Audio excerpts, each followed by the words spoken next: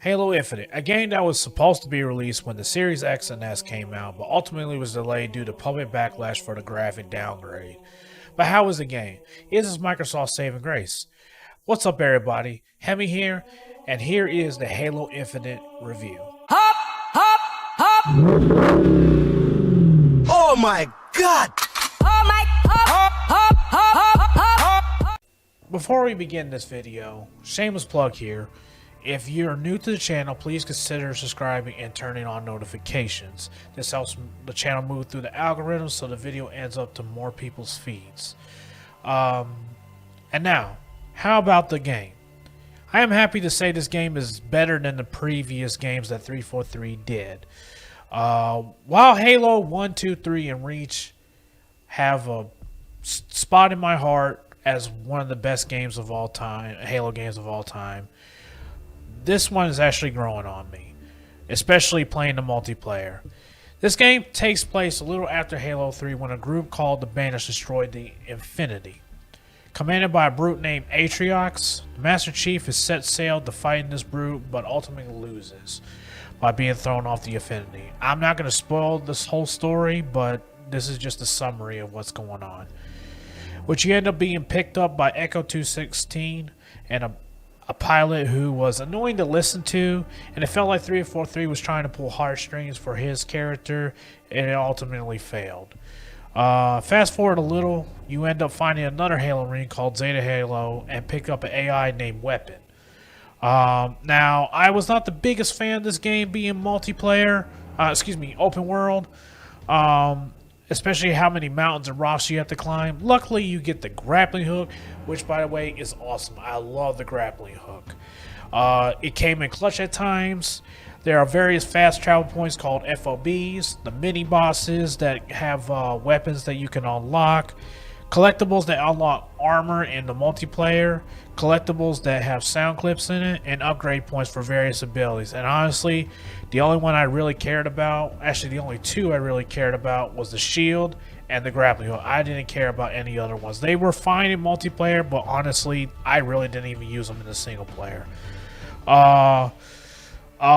As the story unfolds, Atriox is no more, but his story is told by Esheron through the collectible sound clips that I mentioned before.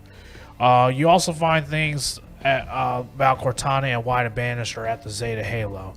There's also something interesting at the end of the credits, so please watch the end of the credits. That makes me wonder what else is going to go with this, how else they're going to do with this story. Like I said, no spoilers, so I'm going to leave it there. Now, the downsides of this game is it's not complete. Forge and co-op are missing right now. And you cannot play the main storyline again without starting the game over. So basically, you finish the game. If you want to go collect the skulls or any achievements for those particular chapters, you have to start the whole game over again, which is stupid. Which leads me to talk about the multiplayer. Multiplayer is a lot of fun. Hell, I actually went to Raleigh for the HTS event, Halo Championship Series event. I had a lot of fun there, and it actually was made me like the multiplayer even more. However, it's a little restrictive, and what I mean is you're still playing modes you don't want to play.